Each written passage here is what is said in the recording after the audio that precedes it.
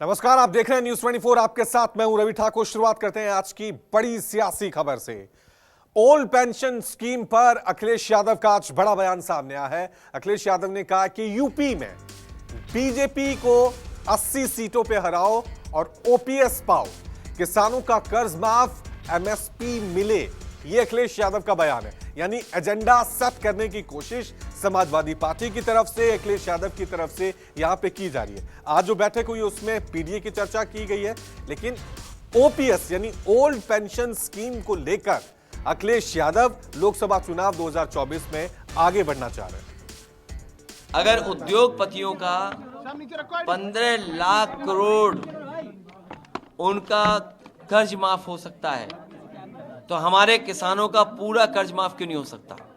Samajwadi party इस बात की लड़ाई लड़ेगी कि किसानों का कर्ज माफ हो, एमएसपी मिले।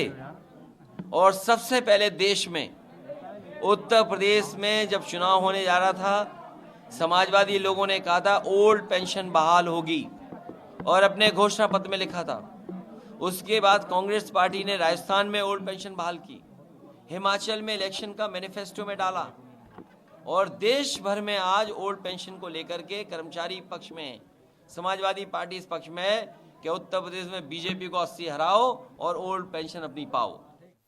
कोलिशन हुआ है समाजवादी पार्टी का और जो इंडिया ब्लॉक का जो पूरा कोलिशन है, जो पूरी जो अलायंस में जो चुनाव लड़ा जा रहा है, वो बहुत मजबूती के साथ लड़ा जा रहा है और इसी वजह से इस तरह के हथकंडे अपनाए जा रहे हैं। राशिद जी ने कहा कि तमाम तरह के बल प्रयोग करके उनसे क्रॉस वोटिंग कराएगी। जी, तमाम तरह के। जी, तो वो क्या कहना चाहते थे? मैं समझती तमाम तरह के बल प्रयोग हुआ है, चाहे डरा के हो चाहे कोई पैकेज दे के हुआ होगा। और भाजपा खुद ही इतनी स्ट्रांग स्थिति में है, उसकी सरकार है सेंटर में, उसकी सरकार है स्टेट में, तो उसको क्या जरूरत है? तो इसका मतलब भाजपा घबराई हुई है कहीं ना कहीं।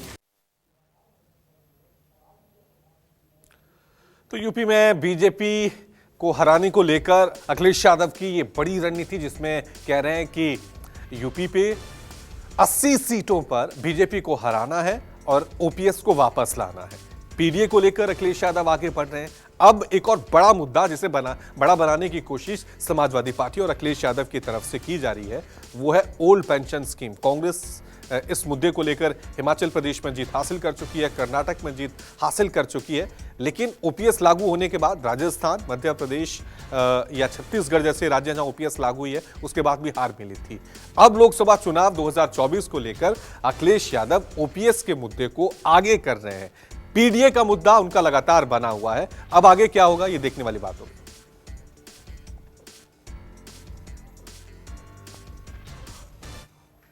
एक और बड़ी खबर आपको बता दें, सीबीआई के समन पर अखिलेश यादव का आज बयान सामने आया। वीडियो कॉन्फ्रेंसिंग से अखिलेश यादव ने कहा कि वो पेशी को तैयार है। लखनऊ में ही पूछताछ हो सकती है। अखिलेश यादव कह रहे हैं कि अगर वीडियो कॉन्फ्रेंसिंग के जरिए सीबीआई पूछताछ करना चाहती है तो वो इसके लिए तैयार है। सीबीआई की तरफ से अवैध खनन मामले में समन भेजा गया था। इस समन को लेकर अखिलेश यादव का रिएक्शन सामने आ गया है, जिसमें अखिलेश यादव कह रहे हैं कि अगर वीडियो कॉन्फ्रेंसिंग के जरिए पूछताछ करना चाहती है सीबीआई तो वो इसके लिए तैयार है। चलिए, इस खबर पे और ज्यादा जानकारी के लिए सीधा रुक करते हैं मेरे सहयोगी मानस श्रीवास्तव का। मानस, आज हम देख रहे हैं कि बाद एक यूपी की सियासत में नए घटनाक्रम। एक तरफ आज अखिलेश यादव ने सीबीआई के उसको लेकर जवाब दिया, लेकिन दूसरी तरफ अब लग रहा है पीडीए के साथ ओपीएस का मुद्दा भी अखिलेश आगे ले जाना चाह रहे हैं।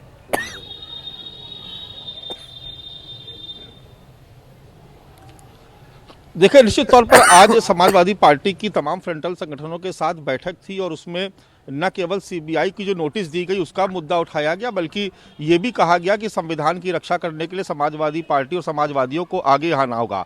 तो एक तरीके से ये कहा जा रहा है, आरोप लगाया जा रहा है कि सीबीआई को बीजेपी अपने सेल की तरह, अपने प्रकोष्ठ की तरह इस्तेमाल कर रही है। भाजपा का एक प्रकोष्ठ बन गई सीबीआई, इस तरह की बातें उन्होंने कही और साथ में ये भी कहा कि जो जवाब था उनको दे दिया गया है।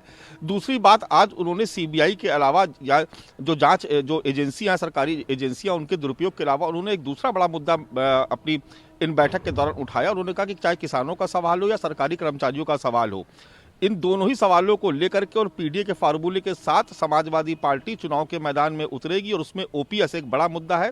आप जैसा कि जानते ही हैं कि इससे पहले भी 2022 के विधानसभा चुनाव के दौरान पुरानी पेंशन की बहाली को लेकर के अखिलेश यादव ने बाकायदा अपने घोषणा पत्र में इसका जिक्र किया था और उस वक्त सरकारी कर्मचारियों का एक बड़ा समर्थन उनको मिला भी था, जिसका असर भी हमने चुनाव के नतीजों में देखा। ये बात अलग है कि वो बहुमत तक नहीं पहुंच पाए, बहुमत के आंकड़े से काफ़ी दूर रह गए, लेकिन उनके प्रदर्शन में काफ़ी सुधार आया, उनके वोट शेयर में, वोट प्रतिशत में काफ़ी सुधार आया।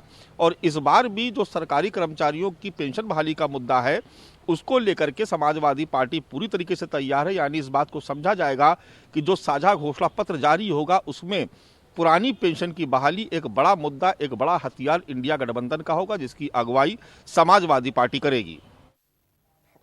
शुक्रिया मानस तमाम जानकारी के लिए। जो उसका अलग से बचेगा